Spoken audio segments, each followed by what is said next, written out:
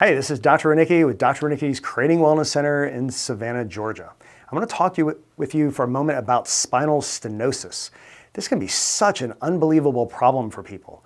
So what spinal stenosis means is that the main canal that the spinal cord runs down through, called the neural canal, is starting to get smaller and smaller. It's getting narrower. And this can happen for a couple of reasons. It can be that one of the main ligaments that runs through that same canal, called the posterior longitudinal ligament, abbreviated PLL, is getting thicker. Picture bone spurs happening, but on the back side of the bone instead of on the front side of the bone. Well, that will make that space that the spinal cord has to live in smaller. That's one possible reason for spinal stenosis.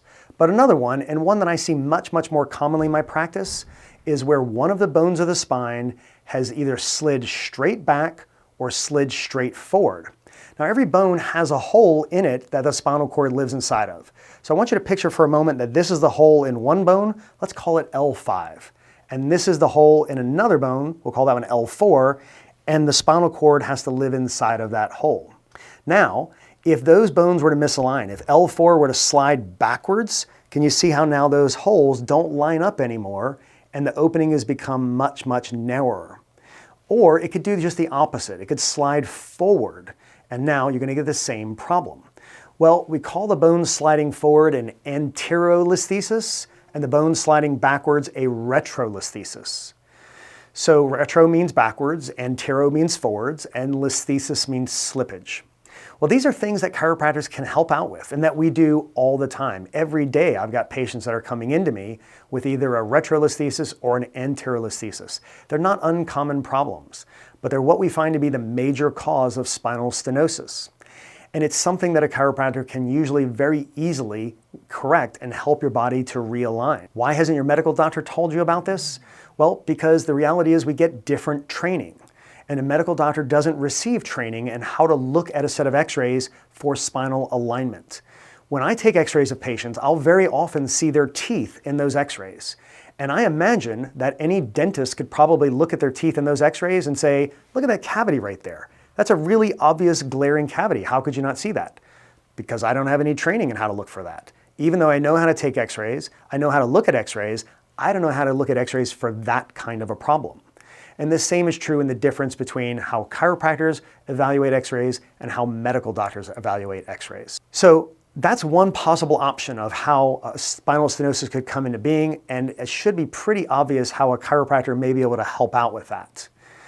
The other option, though, remember I said, is that the posterior longitudinal ligament, the PLL, could be getting calcified, meaning that it's going to get thickened up and you're going to get then what looks like bone spurs on x-rays. Now, chiropractic adjusting is not going to get rid of those bone spurs. It's not going to make those calcium deposits go away.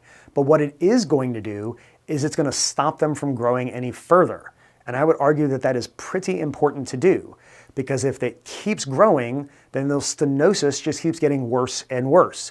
And if you think you're having problems now, imagine if it just gets even worse. If that ligament continues to get thicker and the spinal canal gets even smaller, then whatever symptoms you're already dealing with will probably just be even worse than they already are, and you may even start to experience new symptoms that you aren't yet. So stopping that in its tracks is obviously critically important to do. When we've had patients that have come in with spinal stenosis, and that's the reason for it, what we have found is that they symptomatically improve even though I didn't make their bone spur go away. They're still going to have that, but nonetheless, we have made it to where their nervous system is working better, and now we've increased that space in that canal apparently just a little small bit. Perhaps the alignment got just a little bit better, and it was the combination of the bad alignment plus the thickening of that ligament with calcifications. And that when you get rid of one of them, but maybe not the other, there's still just enough improvement that the patient can experience symptomatic changes and improvements. So if you've been dealing with spinal stenosis or somebody that you know has, we encourage you to come into our office and find out if you're a good candidate for chiropractic care and if we would be able to help you. And we would be able to do that with just a simple little examination. So thanks again. I'm Dr. Ranicki with Creating Wellness Center in Savannah, Georgia.